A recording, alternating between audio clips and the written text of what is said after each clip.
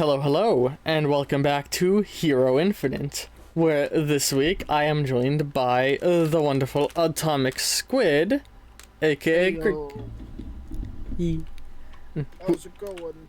Yeah. And here's their character. There's Killstreak. It's wonderful to participate in more bloodshed. I love bloodshed. It's fantastic. Ah, that time of the month, I see. Yeah, it's always on a full moon. Are you a werewolf now? No, Don't tell Zed, he may want to fornicate with you. Oh. Oh, okay. Okay. I don't like fat cake. That's all. By the way, Zed, please don't take offense to that. You are great. And I want to fornicate with you. No. I'm a bad boy. I make bad jokes.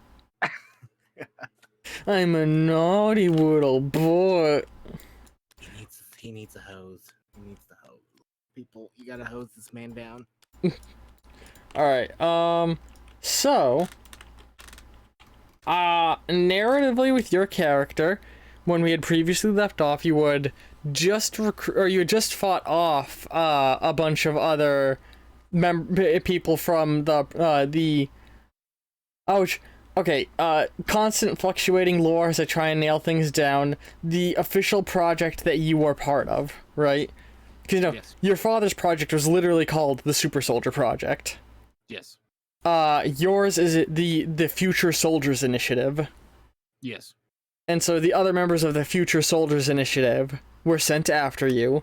And meanwhile, you've also, outside of that, been trying to put together, the Danger Squad, your own team of vigilantes, with your current goal being to bring down the military-industrial complex. Basically. A very lofty goal. Lofty and vague goal. Lofty, vague, hefty, but enjoyable.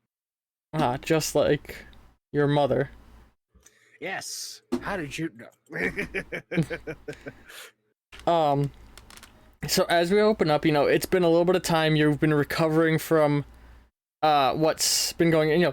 Overall these fights, your armor's been getting progressively beat up with minor repairs from the alien dude. Your whole crew is getting a little exhausted. We haven't really addressed how you're getting food and stuff. I would imagine that they would be doing like stops. Yeah, but I mean, how are you buying food? So I would imagine like the way that they would do is they go to like bunkers because he was in the military. He's like, oh yeah, that's a bunker over there that has. You're just raiding military bases in the Middle East and the U.S. Basically. Jesus. All right, makes sense. So as we open up this session, did we have a teaser sting at the end of last session? Holy shit, it's been a few weeks. I don't think we did we? No, it was mainly just like fuel, just character development.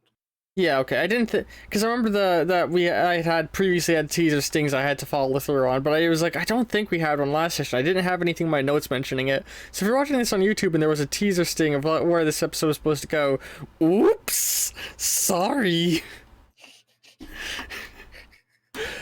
Nah. All right. So as we open up, you like Daisy is like located the next potential member for you guys to recruit. A former so you're the next potential recruit we have or that we could have for the Danger Squad is a former words. A former member of the OSP, Organization for Societal Preservation, a pseudo-military organization that is an extension of the UN meant to prevent nations from creating weapons of unfathomable destruction. Sounds interesting. We could use their work to help out with our work. Well, the agent we are looking for in particular has specialized in infiltrating a number of military bases from across the globe and helping to bring down or to stop them from creating weapons of I can use words. stopping them from creating or utilizing weapons of unfathomable destruction. But he's primarily specialized in the targeting of individuals with this, who have had negative vendettas against humanity, from dangerous corporate heads to individual wealthy individuals to mad scientists across the globe. Their name their identity has been completely expunged from any and all records. So I've luckily been able to track a potential location for them. They're known by the OSP. They are known solely as by their code name, Agent 1. And it has like Daisy says that like the image comes up and it's like an OSP like staff like dossier thing, and there's like the profile picture is like just blank.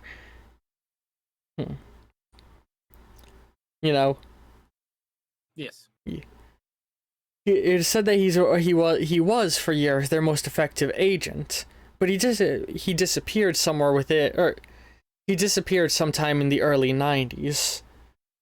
Evidence we have, though, indicates that he was recruited by OSP only a couple years after the end of the Vietnam War, because he was part of the same project as your father. Seems like we got some family ties then to relinquish. The Vendetta, he looks over, he's like, same project as your father. So he's a super soldier then. A failed super soldier. He did not inherit all of the enhanced strengths that Major Freedom did, but he has benefited from an incredibly prolonged lifespan, still maintaining a relative degree of youth even after all of these years. So how old is he then? Roughly the same age as your father. Having been born in the I'm trying to think, if your father was in his like 20s in the Vietnam War, that means your father's born in like what, the 50? No, wait. The 6 Vietnam War, was that 70s? Started in the 60s and 60s. In the late 70s. Okay. So your father was probably born in like the 1940s, meaning this guy was born around the late 1940s. What's nice about our floating timeline that I'm now utilizing is saying that he was born in the 1940s can vary how impressive their prolonged life is depending on how long Hero Infinite runs. Exactly. Kind of like how Captain America can always have been the amount of time he's frozen in ice can be completely determined on a comic by comic basis. Yes, because there's been multiple updates and reruns on top of that. Yeah. Excuse me. But anyway, the words. She mentions how, like, he disappeared within the 90s, but the Cerulean Industries had interest in tracking him down and were trying to locate a potential position for him. He had disappeared in the middle of one of his missions, where he was being sent to take down a, believe it or not, dictator within the Middle East who, according to evidence you have now, was likely put there by the fucking same people who have been setting up this whole fake war thing. Oh, you mean, Sphinx? Yes, Sphinx. Well, we say Sphinx. Sphinx is literally, has, I mentioned there, like, Sphinx is a puppet name, essentially. If like, the whole setup, to reiterate, because it's been a few months for us, those of you on YouTube, it's probably been a while. It's, as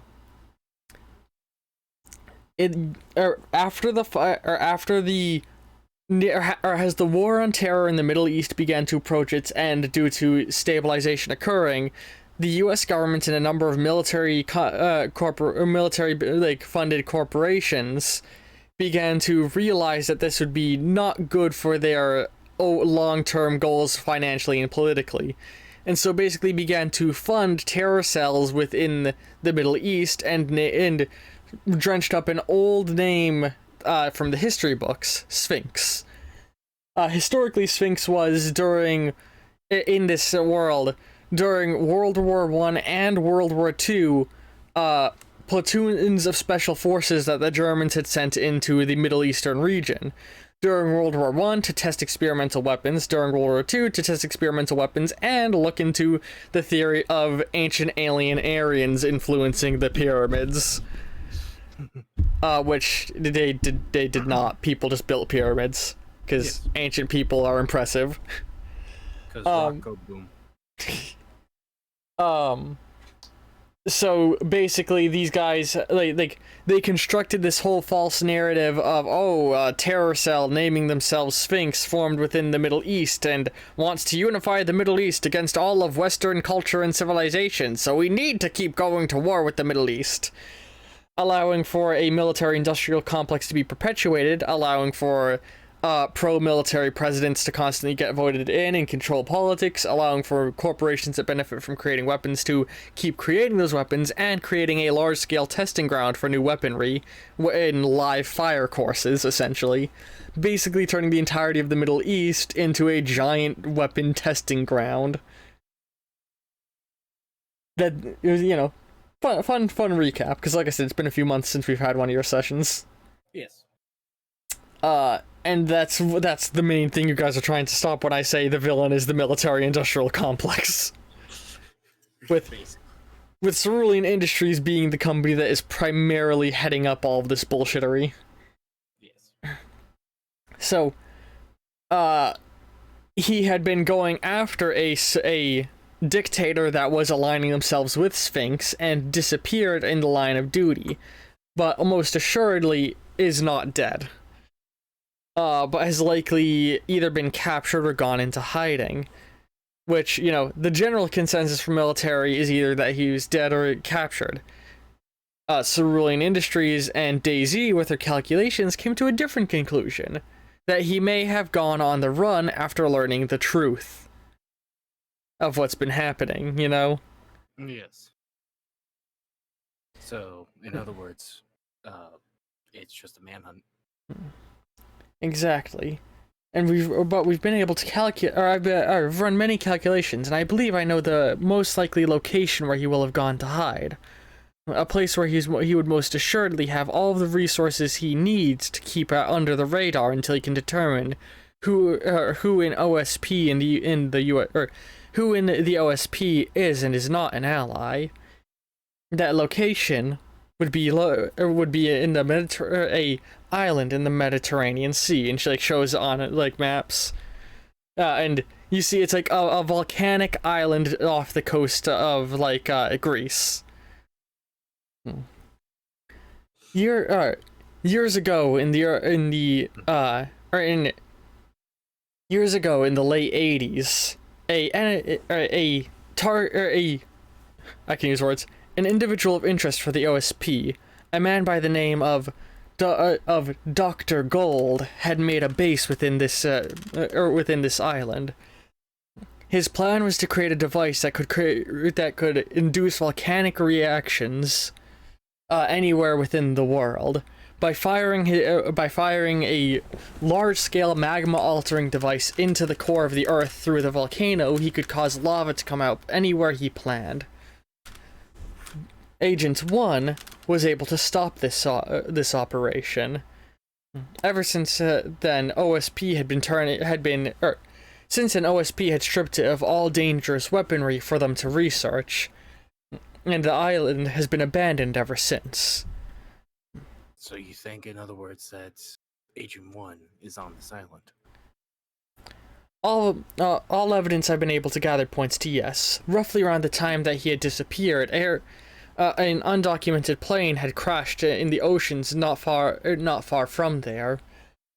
Evidence for an undocumented jet, when it was dredged up from the water, it was found to be a Cold War era Russian plane that had been utilized by Sphinx. It was believed that this was a attempted terror attack that had failed, or a individual had turned on Sphinx who had attempted to flee. But I believe it was Agent 1 making his escape. Only one way to find out, and that's to investigate. So, with that, you guys fly to the island, start flying to the island, the Mediterranean. At this point, there's been like a lot of little bits of effort, like for the group to sort of get to know each other. So to go through some of the alien's name. I don't remember the name we gave him. I think I remember calling him Bert. His name is Bert. Oh yeah, because like he had been like when he had said his name, it was like Gark or something like that. So you're just like, oh, okay, Bert. All right, it's locked in stone as Bert from now on. I'm putting that in my notes. Man, lore and canon in here Infinite fluctuates more than DC. Yes, but still makes more sense than DC. But hey, and I can justify all of it by the fact that we have literal time travelers fucking with the timeline. Watch the Bend Over Backwards episodes in order to get more on that. But yeah, has you or it's like Bert who do you want to hear more about? We have Bert Vendetta, Daisy, and what was it, Dragul? Yes, Dragul. Yeah, I don't have it written down, everyone in front of me right now. His name translates to the dragon. Yeah. I feel like Daisy's mission intel would be useful, but feel free to also have like Dragul or. Oh, this is more so like, do you want like us discussing more of the background or like the history of your teammates that you would have learned in the time being with them? Is what I'm saying. Yeah, of course. I'm fine with that. Yeah, so who do you want to hear about the history of first and get more detail? Because I've been working a lot on these characters and I don't really have a good way to organically do this. So I guess I would say Bert and Fuel are the most mysterious of the bunch. We hear a lot from Carlos and we hear a lot from DZ. I should say, it is... There's no way to do this organically and not have it take like 2 hours. Yeah. So, Bert... If you talk with him, he'd explain that, Earth, how do I want to put this? He's a researcher, essentially. Part of his species that are, like, trying to study and understand the galaxy. And there was documentation that indicated eons ago, another race had visited the system that Earth is located in. And he was going to go and investigate that. But his ship had crashed, and his research never got any further. The system he comes from is light years away from Earth. And the only way he was able to get here was through a device that he struggles to translate and find the words for, but talking with DayZ was eventually, over the time, able to find a word that he, like... find out what the English words are to communicate what he's trying to say. A dark matter, a wormhole generator, where his entire species has created technology that is able to harness dark matter from an adjacent reality, and that's what they power all of their technology with. Even DayZ herself is actually just a dark matter generator with an AI hooked up to it. And that's why your ship has not needed to stop to refuel. Because it's just powered by dark matter. It's powered by DayZ, who is a dark matter generator.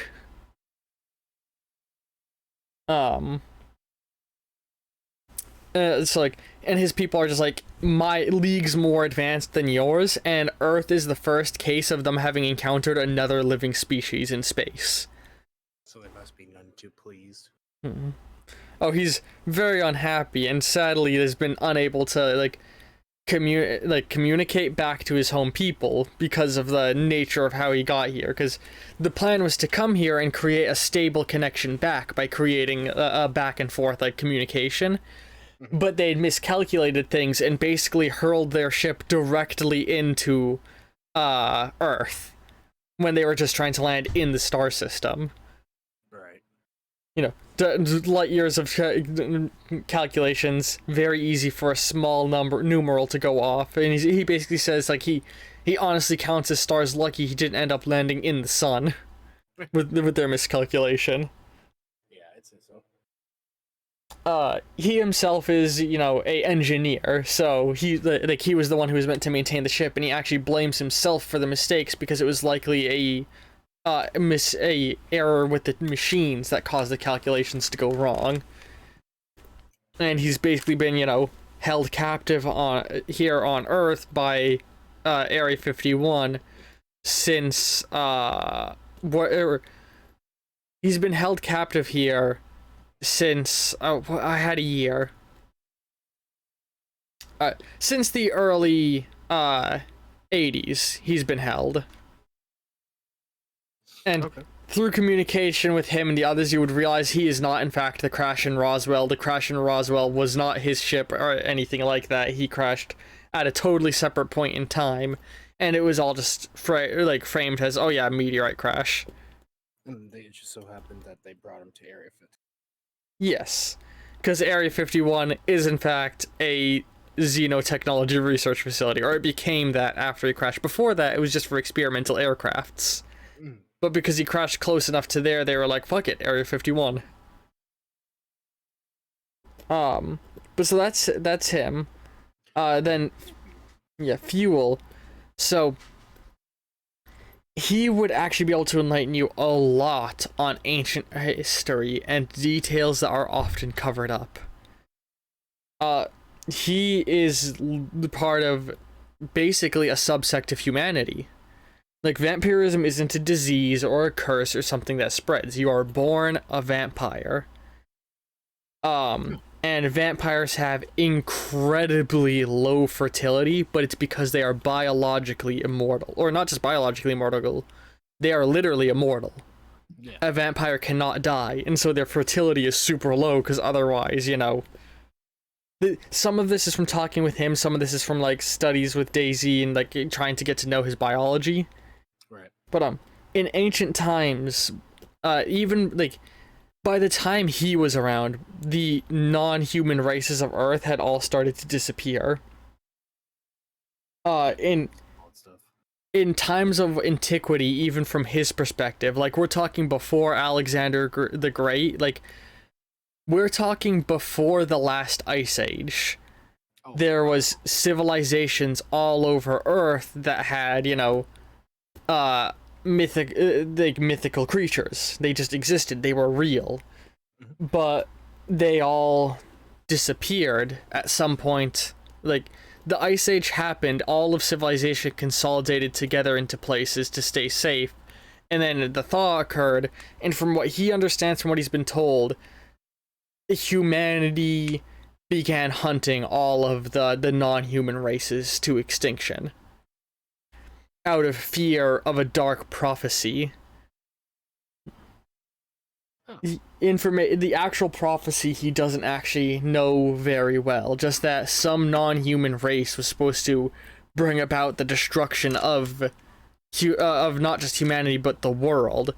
And it was like the prophecies explicitly said something along the lines of humanity being the ones to stop this. Huh. And so humans just started massacring their people. Him and Vlad were two vampires that had survived in hiding, and, you know, at a certain point in history, they were like, fuck it, we're going to, like, conquer the world. But Fuel eventually began to disagree with the brutality that Vlad was using. The two of them went into battle, and he did the impossible and killed Vlad the Impaler. Damn. The Blood Hunters came after him? Yes. Basically, when he was weakened after the battle with Vlad the Impaler, the Blood Hunters, who he believes may actually be the continuation of the ancient hunters of mythical creatures, they captured him and sealed him in the sarcophagi. And if you pressed him for details on how exactly he killed Vlad the Impaler, he'd be like, I mean, I killed him in a way, but not really in a way, in that he could be revived if somebody knew what they were fucking doing.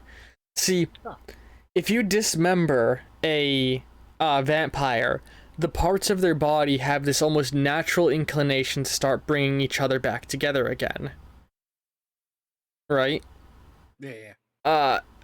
So like vampires can't actually, they don't have healing the way humans do, but their cells will naturally pull back together. Again, this is something you find out when DayZ asks to like test some things. So like if you cut his finger off and like leave it, it will just through happenstance of fate get close enough to him that he can get it back on if he wanted to. You know? So he was able to he consumed Vlad's heart, so it is still in his stomach to this day. Because vampires do not defecate because they don't need to eat. The stomach is purely sort of like what's the word for like an organ that isn't needed anymore? Yeah, you know what I mean. Yeah, there's a word for like when like our appendix, like organs that don't serve a purpose in the body anymore. That's what stomachs are for vampires. I know what I forget the word too. Yeah. He ate his heart, and he took the head and basically had given it to one of his allies. It was like, take this head and get it as far as you can. And like, as far as he knows, he doesn't know where that head went. But if he trusts his people in any way, the people he gave it to, that head is probably still being held somewhere with a cult-like fervor keeping it from being released. And an understanding that results in the revival of Vlad the fucking Impaler. Well, shit. Vlad, he knows like Vlad was actually older than him. Old enough to know of the times when mythical creatures walked the earth in higher prevalence, which is probably why he became so violent. Right, so he witnesses a massacre of non-human folks being murdered and thought yeah. And so that's sort of a lot of the details you get on his backstory. Okay.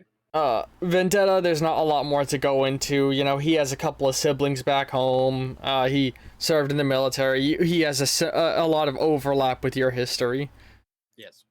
And, talking with DayZ, you know, her talking with Bert, she's sort of put a lot more together about herself. That she was apparently originally the AI aboard their ship. But at some point she got separated. It was like horribly damaged, and somehow Cerulean Industries got a hold of that AI core and also the central power core of this alien ship, and constructed her, she guesses. But she doesn't know a lot of her actual origin story beyond that. So she's an alien human AI hybrid, apparently. And something like that. she was trained using the Cerulean network, which is basically the main social media platform of this universe. Cerulean Industries made it. Basically, when MySpace dropped in popularity, Cerulean Industries began to see a void and created the Cerulean network as like the go-to social media platform. It's got it. Basically, imagine if Twitter, Facebook, and YouTube all fused. It's got all, and Google. So it's got like Google Drive type stuff as well. Yeah, it's like a multi-use platform. Yeah.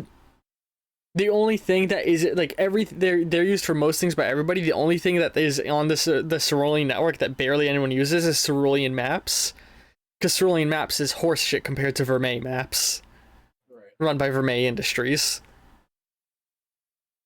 Huh. Yeah, Cerulean Innovations, Vermeil Industries are like the two big tech companies of the world. But yeah. Which, as far as you can tell, Vermeil Industries has no hand in all of the fucking funky shit going on. They don't even make military equipment, so... They're just they were... the guy who founded the company actually was involved in the creation of your power armor, though. But he had a falling out with... You remember, he had some sort of falling out with the US military, and that's when they brought Cerulean in. Right. But you don't know the details of it, because you weren't anywhere near involved in all of that. Just a poster boy. Yeah. And then what was the name of the doctor that you had kidnapped? Dr. I guess I'll have to go in my notes. Unless you have it written down. I don't have it in my notes. I'm looking in mine. It's... I want to say it was an Indian or like... The you know, like Southern Asian name, if I remember right. Yes. My notes are lagging, sorry. It's probably because I'm streaming at the same time. Let's see here. Come on, load.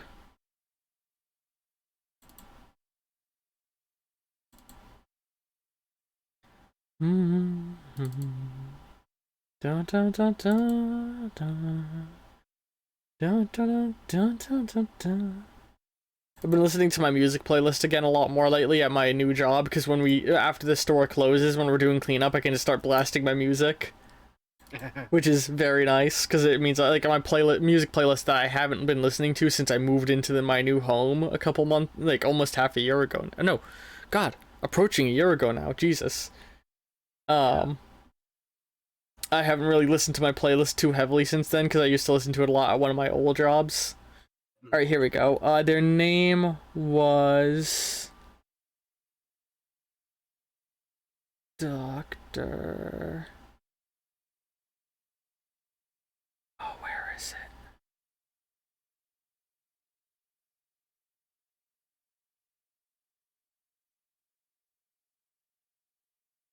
Is Dr. Morris? No. I think it might have been Dr. Morris.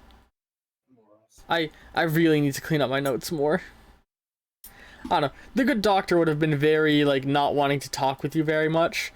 But the main thing he would be mentioning whenever you talk with him is about how, like, insane your plan is and how it won't, like, the disaster that will be the fallout of it.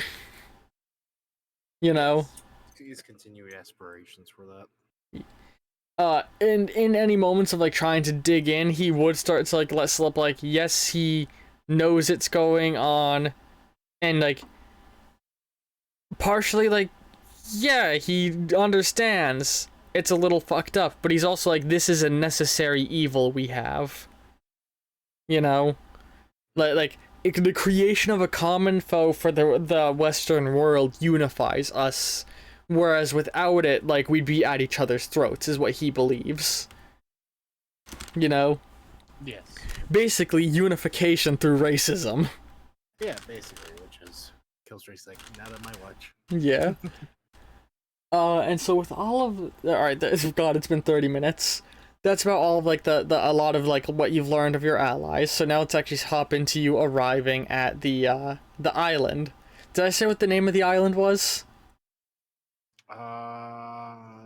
No. Yeah, I said the doctor who ran it was, the Golden Eye, right? Yeah. Wait, is Golden Eye the name of something? Golden Eye's the name of a thing, isn't it? Yes. Oh, shit, right. The golden guy. I forgot. I remember that there's the James Bond novel Goldfinger, and I was like, yeah, that's the thing that has gold in its name. I forgot that there's also a James Bond novel called GoldenEye. So, okay, the doctor's name isn't GoldenEye. Shit.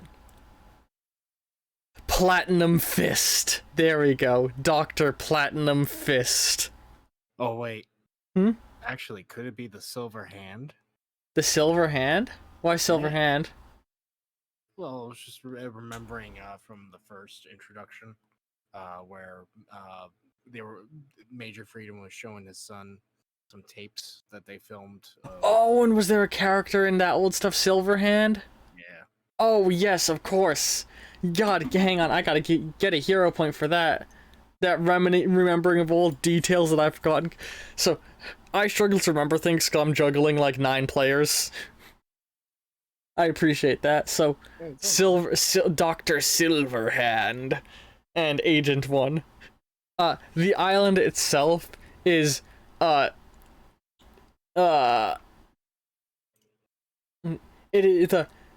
mountain is the Silver Mountain in the Mediterranean Sea. And it's the island, the Silver Mountain Island. Wow. Listen, I'm going for a very intentional theme with this setup that I think has become obvious. Yes, So but it's working. It's working. as you arrive, it's like the island is straight up like a island in the Mediterranean Sea with a volcano, and in the side of the volcano is a big stone carved statue of a hand, like a big hand. The hand, it has its pinky and its ring finger are down. Its middle and forefinger are up, and the thumb is sort of like folded in at the side, almost like similar to a handgun position you might do. Huh. Like the thumb isn't folded in completely, but it's like, like sticking up at the top, like the knuckle, like if you stretch out your thumb and then bend it so that you're touching the side of your hand, that's the position the thumb is in. Yeah. Okay. And that's because that's what Silver Hand is shaped like. His prosthetic silver hand that he made. From pure silver. God, my brain keeps going to the. Did you hear that there might be a Austin Powers? Or no, there's an Austin Powers collection coming out of all the films. Yes, that makes me wonder if they're gonna consider doing a modern Austin Powers. The guy for years has been tossing around the idea because it like Mike Myers, because it's literally the only movie series he's done that's a success. Yes. But Big Glorious Shrek. I will say I did enjoy Love Guru. I do agree with all the criticism the Cat in the Hat movie gets. Yes. But fuck it. If there's two kinds of people in this world I hate, it's those who are unaccepting of other people's cultures and the Dutch. The Dutch. The best fucking Austin Powers movie. That's the one where Beyonce was in it, I think, right? I think so. God, Beyonce was in those movies, huh? Yeah, she plays Foxy Cleopatra. Yeah, that was that one. Goldmember. I also love the what is it? Dr. Evil singing Hard Knock Life. Yeah, when he's in the prison. Why would we listen to you? Let me put it this way for you. And just starts rapping. Can we make a canon that Silverhand is a little bit like Dr. Evil in some ways? Oh, don't worry, I have plans for the Silverhand character eventually. Yeah. Silverhand is still alive out in the world. They're a character that exists, but they're a supervillain from the 80s, so... Like, in the 80s, Silverhand was in his 50s. Oh my god. So he's a little bit more retro out there. He's like, yes, with my creative dastardly plan. How old would he be if he was still alive? Oh god. If it's like 20, if we're saying 2020 is the current year, which, current year is purposefully vague. Yeah. Or if we're in the 2020s. So he'd be in his 50. 80s, early 90s, maybe 50s, 60s, 70s. Yeah, he's like 90s. He's nearing 100 years old. He's as old as the Queen. Oh shit.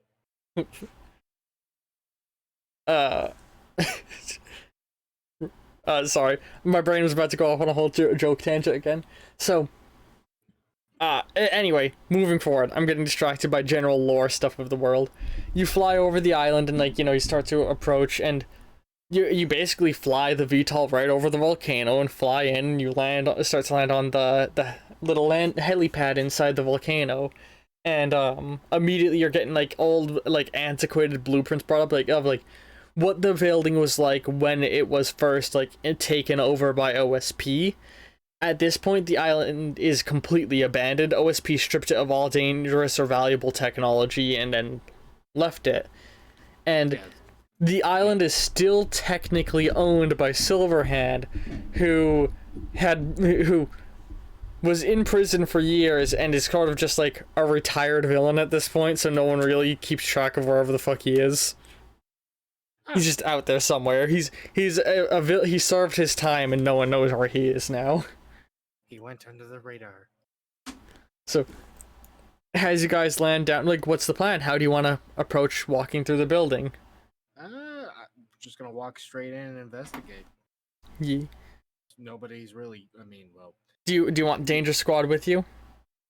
I feel like they'd be spread out, investigating the entire building. All right. Spread out.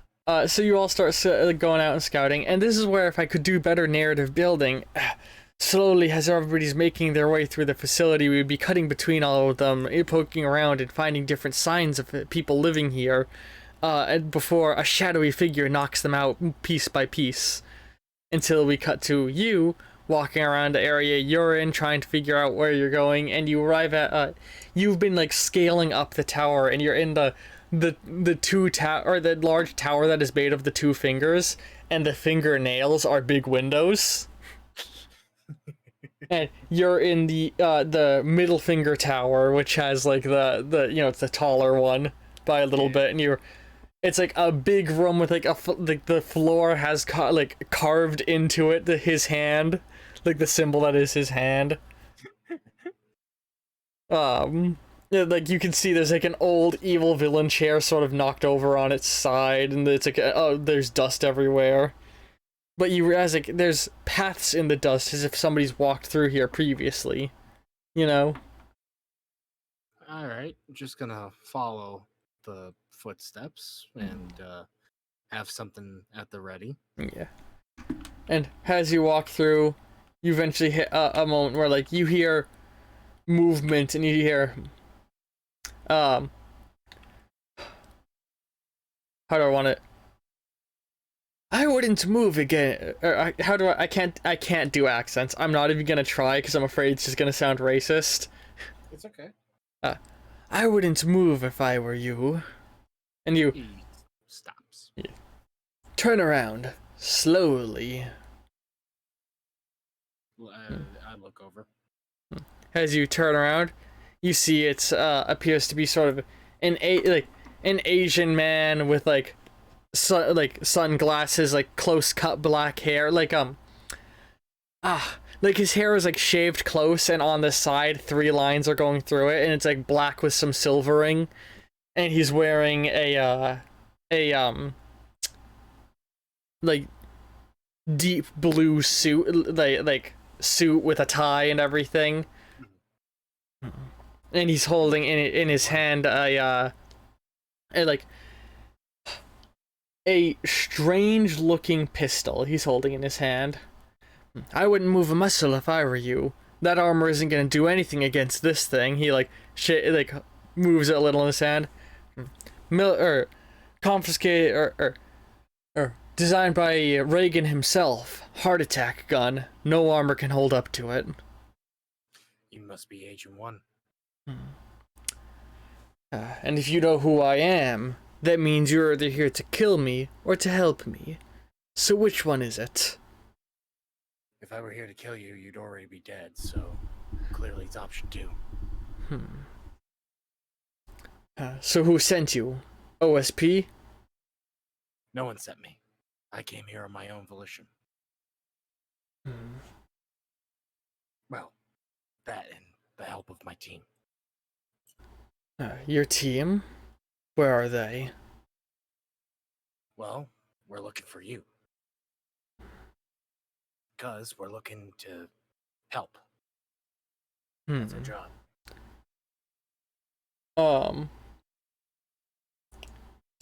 Is that so? And how can I know I can trust you? Well, like I said, if I really wanted you dead, I'd have you dead already. But I don't. Because you're someone of value and I simply want help. Oh, I don't have my... There we go. He's sort of like... clearly mulling over what you're saying, and give me a charm check.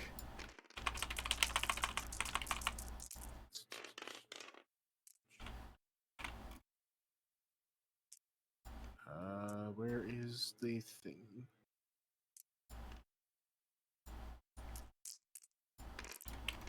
Oh, you need dice. Yes. Right, everybody else has gotten a set of 5 unique dice for them. You want black? It doesn't matter. Let's see how well black. Would you prefer green or stick with black here? Black is fine. Okay. I just want to be sure you can read the numbers fine. So you highlight all of them with a drag box and then hit R a few times. I do a couple because it throws a little higher and shakes them better. I forget you don't play tabletop sim a lot. Nope. Alright, so a 10 is a success, a 7. Well, either way, none of this matters because this was a red herring roll. See, I was having an opponent roll, which they failed their roll against your passive perception. Oh, shit. Has you're like talking with him, you see for a brief moment like a red light like run across the room, land on his head, and you realize somebody's about to shoot Agent 1 right in the head. He's gonna quickly push him back. Alright, now give me a reaction roll. You don't have any abilities that would help with this, right? Not really. I got super strength and military background. I don't think any of those are gonna help here. No. Oh, fuck. They rolled fucking good.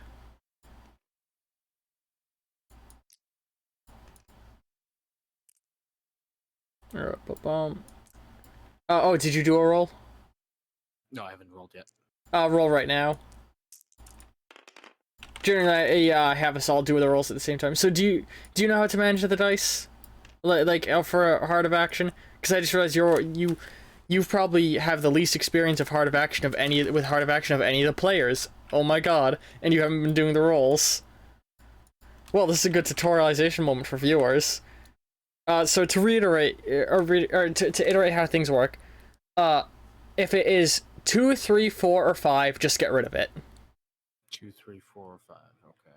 Just toss it aside. 3, 1. At 2, 3, 4, or 5, keep ones. So this was a 1. So 5, 6, 7, or sorry, 6, 7, and 8 are successes. A 10 is a success that gives you an extra roll. So here, roll this because of your 10, because the die burst. Sadly, it doesn't get another one. And the 1 removes a success, because that's what 1s do. They destroy one of your successes. Okay. So you got a 1 success roll against the opponent, who got a 4 success roll. So, let me just... Oh yeah, and to give you an idea of things on the table, up here, this is what you can spend your star points on. You can hit Alt to make their text bigger, and if you hover over it for a second, a longer form description will appear that you can read. Okay then. Sweet. I'm gonna throw down some stuffage. Well, I will say, if you fail, it's just gonna be Agents 1 losing a single luck point. Oh. So, it's fine the way it is. Okay, yeah, not the end of the world. You dive to get him out of the way, and sort of like the bullet like moves right in between the two of you. It sort of like skims your hollow shield, and like goes like literally like shaves a little bit off of Agent 1's eyebrow as it goes by. You led them right to me, and he sort of like rolls over like he puts his arm on your shoulder and sort of like tries to like push you and roll over and like point the heart attack gun out the window, and like fire it off. You know, trying to whoever fired at you guys shoot at them. Killstreak is like scrambling to get back up and looking for coverage to see who's firing. All right, so we're now going to enter full on turn-based combat. So words. I can use them. The person is position-wise, they would be... So, put your middle finger and your ring... or your pointer finger up next to each other. You know how I said the fingernails are windows? Yes. They are positioned on the tip of the pointer finger, able to just see through the side of the window, and that's how they were able to fire toward you guys. So they're on the roof of the pointer finger, you know? Oh, okay. And they'd fired a gun through the window. So, I'm just gonna open fire back. All right. So you only were able to get like a glance at whoever the hell this is, and Agent 1, as an ally, you basically have command over what they do. So actually, I should give them. They have their own set of 4 action points.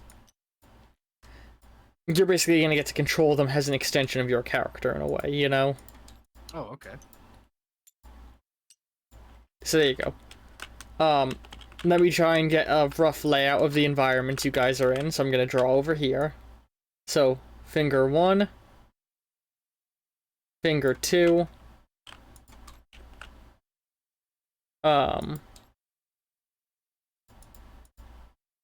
This is sort of like the space of the fingernail windows on the 2 of them. Object. Hold on, did I save these objects in, aces?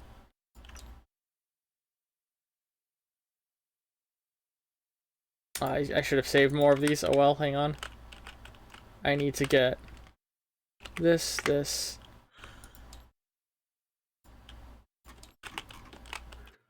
I should have, I gotta make sure I don't delete these things next time because they are very useful. These little tool, like, things I had made that you'll see soon enough.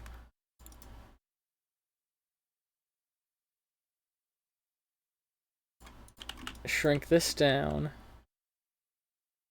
And make it taller.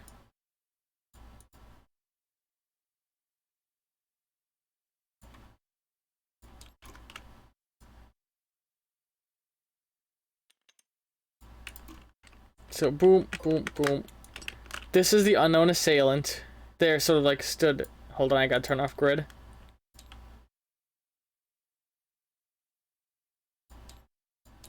This sort of stood here right at the edge of the window.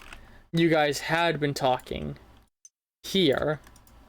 Let me go ahead and change this to white and yours to black.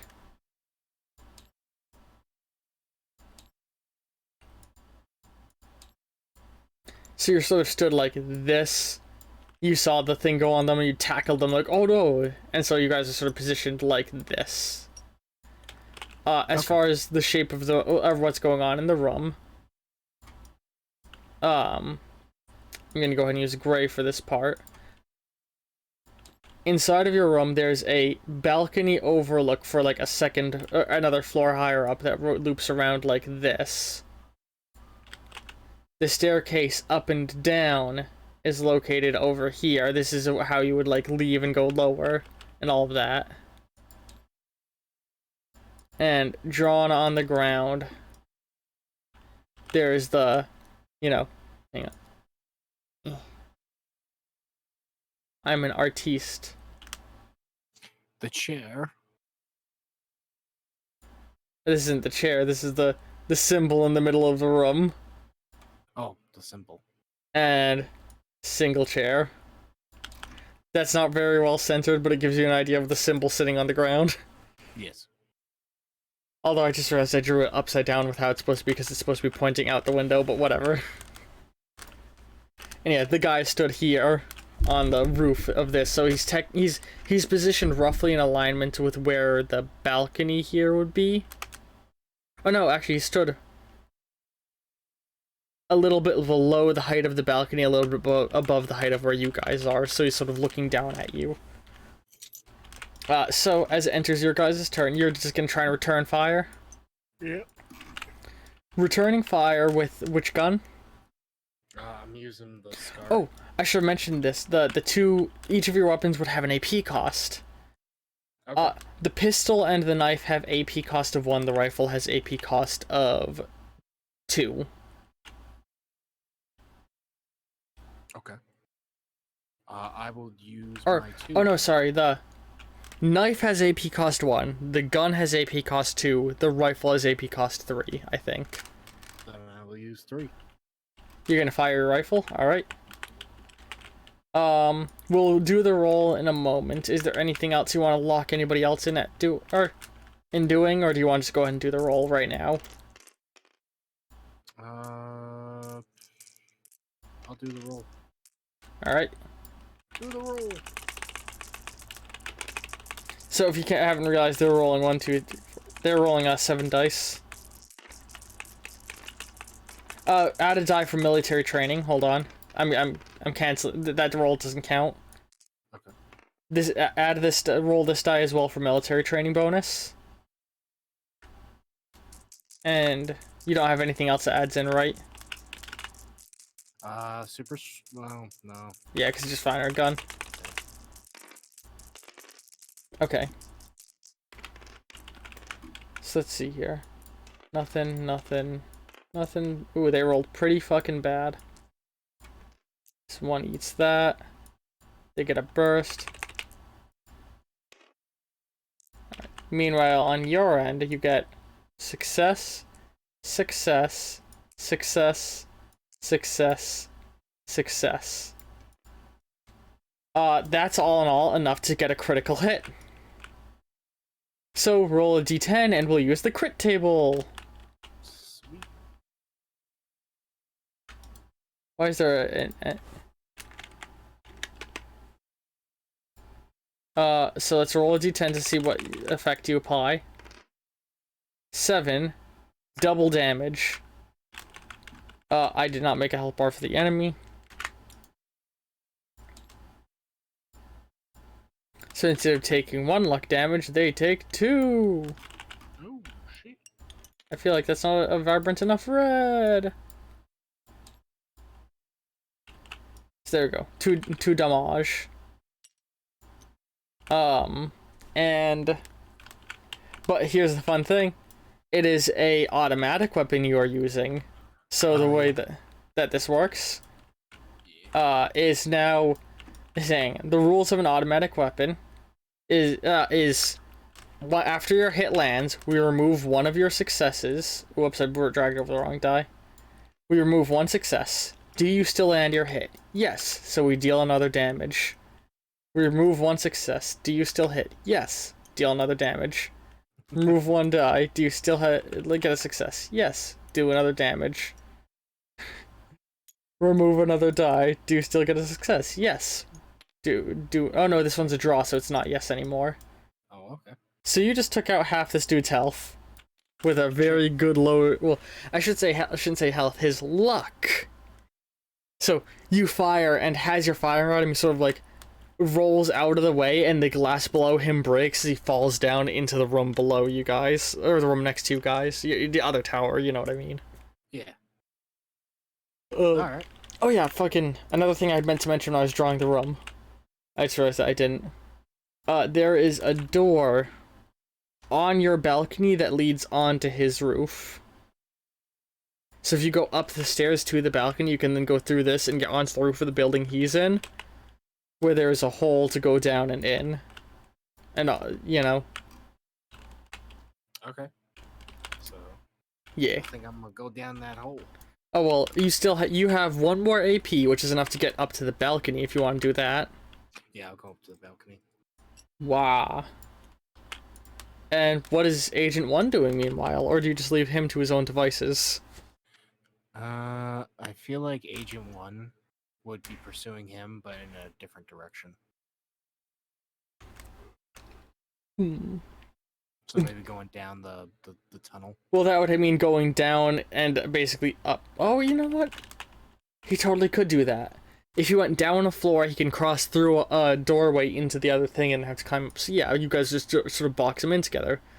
Yeah. So he's going to spend 1 AP to go it down, another AP to cross over, another AP to pop up into the ground floor, or into the floor where this guy just fell over, and then 1 AP to use his heart attack gun. I'm just going to use... Oh, hang on, I'm going to give him his own dice. Okay.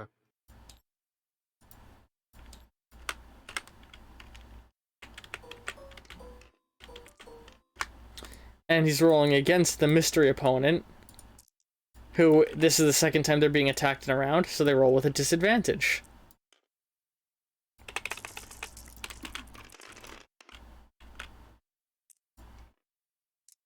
Dot, dot, dot, Oh, Agent 1 did not roll good with their heart attack gun.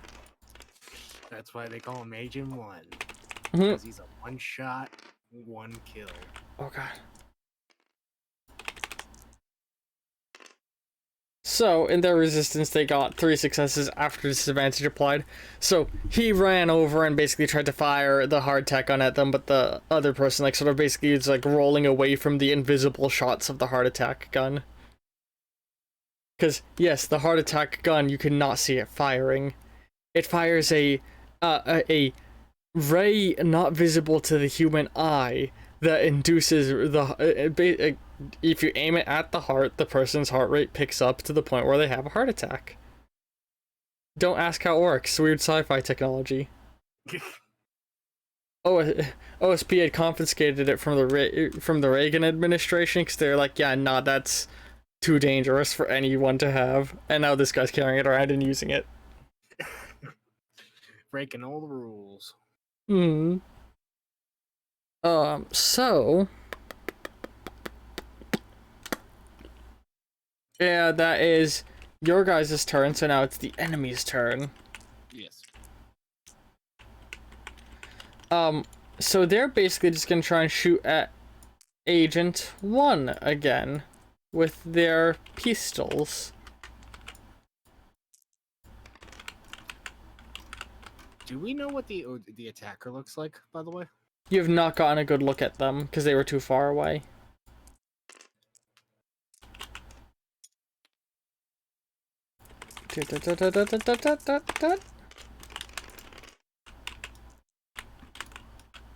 Alright.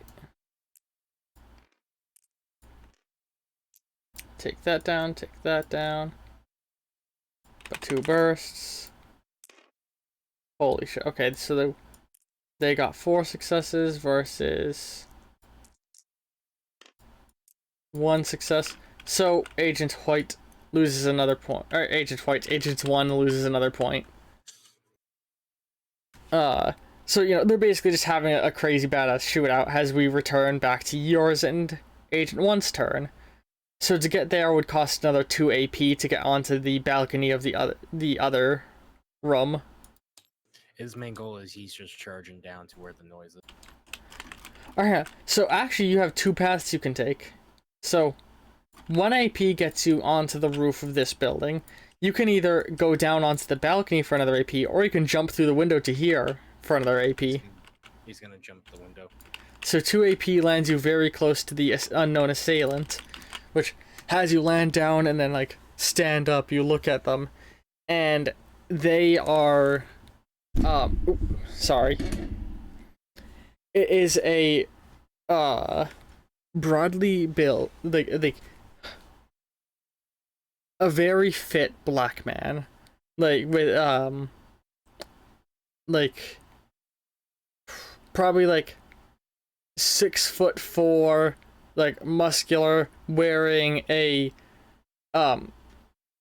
excuse me, wearing a deep red suit.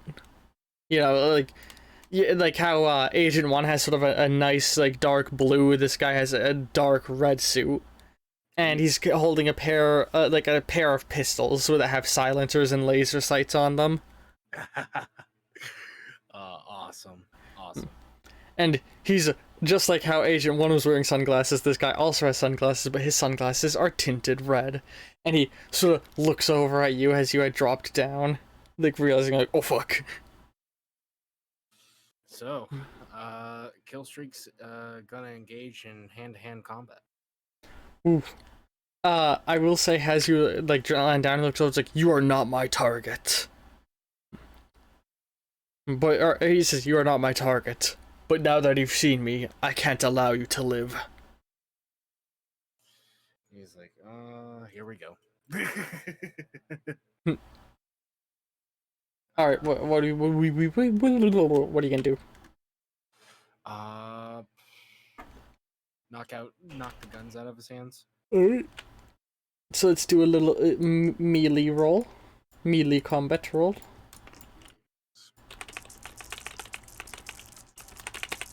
It is 1 AP to do a melee attack.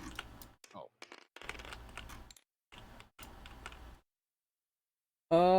Okay. So you got 0 successes. Nice.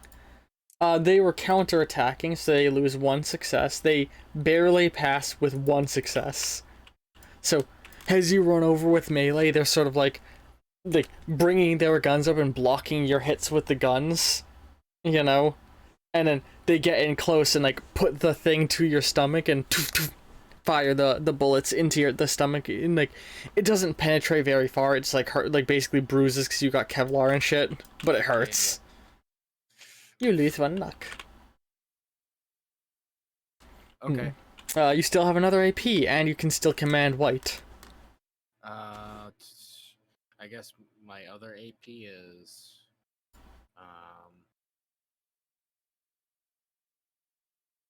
my other AP I would have to use is like counter and dodge kind of stuff. No, you don't need to use AP for reactions, but saving AP does provide extra dice on reactions. Oh. Every unspent AP you have at the end of your turn, you can use to bolster reactions with extra dice. Then I'll just go ahead and swap over to Agent 1. Alright, what do we have? I keep saying Agent White, don't I? What do you have Agent 1 do? By the way, this room is laid out like a sort of control room, like a war room almost, with terminals and desks that all look like they're like old, like worthless old computers, you know? Agent 1, saying that those two are engaged in hand-to-hand and losing dramatically, I feel like just to update the scales, Agent 1 would take this opportunity to go in and slug at him too. So Agent 1 leaving the hardtack gun behind is basically just gonna start like helping team up on the person. So this is the second attacker hitting them in this round, and it's gonna be 4. Are you gonna have them spend all 4 points on combat? Yes. All right. So round 1, fight. Okay. 1 success versus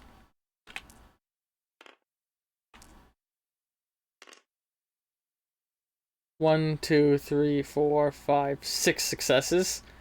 Holy shit. They lose 1 from disadvantage, and they're not just defending, they're trying to counterattack, so they lose another, but that's still enough to beat, but it's luckily not a critical hit. So white loses another point. Round 2. Hang on. Round 2. Fight.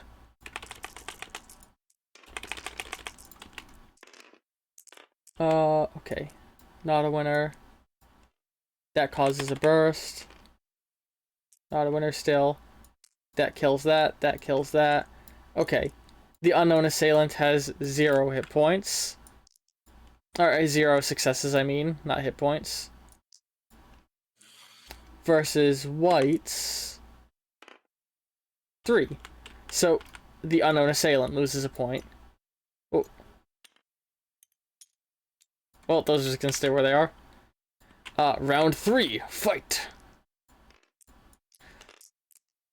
Once I've done all the rolls, I'm gonna try and describe the action scene better. Okay.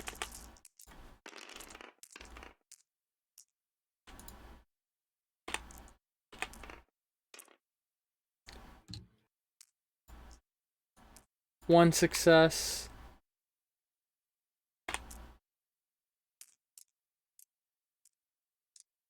One success, but actually -1 success, which means that unknown assailant is critically failing, so they get roll on the critical damage table. 4. Stunned for a round. Oh. So that means they take 1 damage now, but are also stunned, so they're gonna take, like, basically white gets a free hit on them, dealing another 1 damage. Do you still have 1 more AP? You can deal another damage to the assailant. For free, because now they're stunned.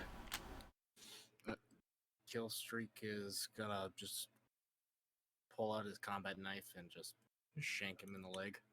Okay, so how the combat plays out is you run over, drop in from the ceiling. The guy looks over and like says the whole thing he says to you, and you start running at him, and like you're like punch, like throwing punches, and he's just blocking all of them, brings the gun, fires into your stomach, and as that shot goes off, you like recoil back a little bit, and then White comes in from the side with a fucking like, basically like jumping punch, like brings that down. The other guy blocks it, fucking gun bashes White, or I keep saying White, gun bashes one in the temple, who he sort of like recoils away, then steps back and runs in and like tackles the guy's like midsection, slamming him to the ground, punching him in the solar plexus. Like they're now like at the edge of the broken window, like, you know, unknown assailant being bent over it.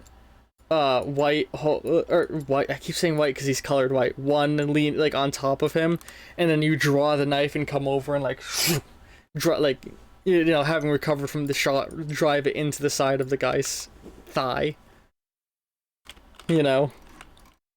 Yes, because he's not sure. This didn't go as I planned. He's like grunting through the feeling of the knife in his leg. And he's like an entire upper half hanging over the ledge, and he's like, I guess this is where or how does he word this? I'm trying to think of like how I want to have more of what he's gonna say. I need to complete the contract, and he sort of like basically tries to grab one and throw himself and one over the edge with his action, you know. Oh, which crap. You don't get a reaction because you're not the one being attacked, therefore this is just a this guy versus Agent 1 roll.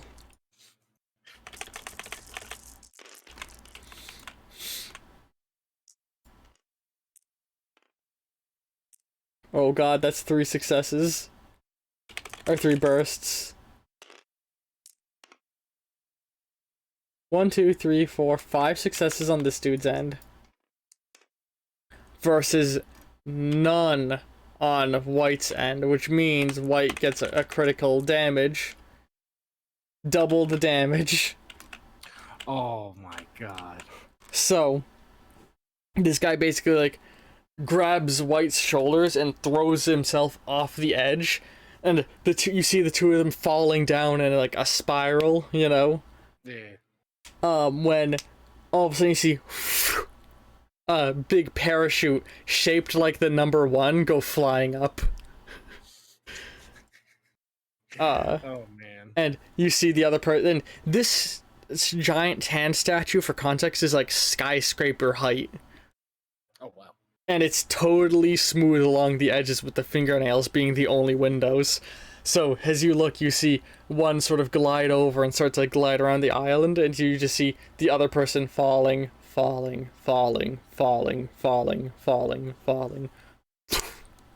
Like dust kick up. Oh, he's dead. Yeah. Whoops. You're totally able to just jump down and survive the drop, by the way. Yeah, that's what he's doing. Yeah. So you run back, leap over. Or actually, do you think you would have leapt down in response, like trying to go and help them? Yeah, naturally. Yeah. So when you see them jump, you jump down. You're like, shit, you know.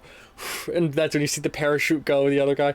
And when you eventually like land down, hero pose, you stand up, and one is still gliding down, and you look to where the other guy landed, and they're not there. And you see like tracks in the sand running off back into the building. He's kind of puzzled and confused. This motherfucker somehow survived a fall of several hundred, or not 100 stories, but like very tall height. Like skyscraper level fall. Survive height. Yeah. This bitch got the terminal velocity of a rat. But one slowly like parachutes down, like lands down. Where'd the poor sap's body go? Left with the dust with it, as he points to the tracks. What? That makes no sense. Who could possibly survive a fall like that? unless they're augmented. Well, it seems as though my hiding place has been compromised by you. I assume you have a way that you got here. Indeed, and it appears that you are in need of a service. And then you hear, like, your comms come on, like through your comms, you hear Vendetta. Killstreak, you there? Go ahead, Vendetta. I think there's somebody here. I was knocked out. Yeah, and I'm in a old cooler with the others. Hang tight. I'll head into your position. Bert is pretty heavy. I'm stuck here. Old cooler. I think I know what he's talking about. And you guys go down into, like, the old kitchen, and there's, like, you know, those, like, big coolers that sit on the side where you open the top and you open it up and everyone's crammed into that. You know, you see Vendetta, you see Bert, you see Fuel. You also see a crotchety old man with an eye patch and a silver hand. Oh no! And you help all of them up and out. Oh. So, Killstreak, he just kind of just like, what the hell? Oh, I was living here with Silver Hand. I was rather surprised when I found out he had come back out here after getting out of jail. But I suppose where else was the old fool gonna go? He's turned over a new leaf, though. I wouldn't worry. If you say so.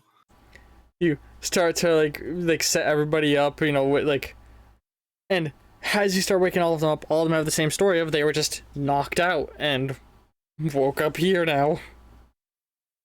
Whoever was who was after me was efficient and skilled enough to knock out these creatures, motioning to Fuel and the alien. Fuel and Bert. He's thinking to himself, like, who was that person? Secret Service, CIA, FBI? Oh, we need to get out of here before that walking corpse comes back after us. That's a good idea. You guys, you know, get aboard the thing and fly away and basically feed Agent 1 the whole story of what's going on, and they confirm, like, yep, they had learned the whole thing and were trying to work out exactly how they would address the situation. And they're glad that they got help with people who want to do the same thing. So now they're all on one page. And I think we're gonna have a little bit of a post-credits scene. The man in the red suit walking up through a dark room to a large chair, the back of a large chair, and a muscled hand sitting on the armrest, just like, how did it go? Or I got tongue-tied. How did it go, 400? I'm afraid I failed. Killstreak was more formidable than I did. Killstreak had found their way to Agent 1, and I miscalculated a shot. I was unable to frame them for the killing. A shame. That means that Agent 1 is still out and about. Yes, I'm afraid so. And now they're with Killstreak. I don't take failure lightly, 400. I understand. And he gets, like, kneels down. And, yeah, he's like, goodbye. And 400 raises their hand up to their mouth and swallows and just falls down on the ground, twitching and foaming at the mouth. Damn. Next one will have to be better. Next one. Huh. Holy shit. Yay! Post-credit scene done. Woo! And for those of you who are consistent viewers, yes, that chair was in fact the chairman. The chairman. I don't think you've had much. I think Ace D'Angelo might have mentioned the chairman to you. Once or twice. Yeah. Running background villain. Yay. That multiple villains. Yeah. Multiple heroes deal with the chairman and their minions. And now he's a man to be crossed. So yeah, that's there's the session. That was awesome. Thank you so much for doing this. This is really fun. I'm glad we were able to do this tonight, and looking forward to other sessions. I need to get caught up on some of them, but I've got some really nice long-term plans for where we're gonna go with your character now. Like before, a lot of my plans were short-term, but now like I recently had like reviewing my notes, some big gears click together and realized like there's this constant thing where with every single player I began with a number of like disconnected individual plot lines that I'm now learning how I can weave them into each other, has been just hinted at. And like I got a lot of plans, and I do like that all of you are sort of forming small teams amongst each other. Like, you know, Ace D'Angelo is an unofficial official member of the Danger Squad, but also Ace has formed with a number of other heroes a hero team known as Night Watch, and also the Moth, who's part of Night Watch, is also working with Ruben Vermey and Ben Dover. So everyone is starting to like be woven together in nice ways and ways that aren't potentially detrimental. Because I'm getting a little bit of a fun lore drop. It's been brought up a few times before that back in the day, Hero Infinite was there was an alternative universe of Hero Infinite that was that everyone was playing in, that more explicitly used like real existing superheroes like Iron Man and stuff in it, and what a fun scenario had occurred where one of the players formed an Avengers team before promptly killing himself, which left all of my plot lines frayed horribly. Very, very fun scenario. yeah, I remember that. I was like, what the fuck is going on? It was a very narratively cool scene and very dramatic, but it also destroyed every plotline I had going. So it became the fitting death of the campaign. We had tried to keep going for a few more sessions afterward, but what's nice is this time the teams that are forming are nowhere near as hard defined as that team was. Because that team, he was literally like recruiting everybody and moving them into a giant mansion together and stuff and getting them all under their command. This time everybody's just in a loose coalition. Yes. Oh, I bumped a coffee mug on my desk because I was drinking coffee. I keep bumping it by mistake during recording. But yeah, I hope everybody's enjoyed. And if you're watching this when it goes live on YouTube, an episode of BioShock has gone up. Yay! Click the link down below in order to join the Discord server where you can see the Alpha 1 rulebook is what's currently there, but in the near future, Alpha 2's book will go up. A lot of the weird new rules you've been seeing here are aspects of Alpha 2's development. You know, things like the new luck system, the AP system, and the gun system that's at play right there, etc., etc. But I hope everybody's enjoyed. I hope you all look forward to the next Hero Infinite session, and ta-ta! Adios. Adios.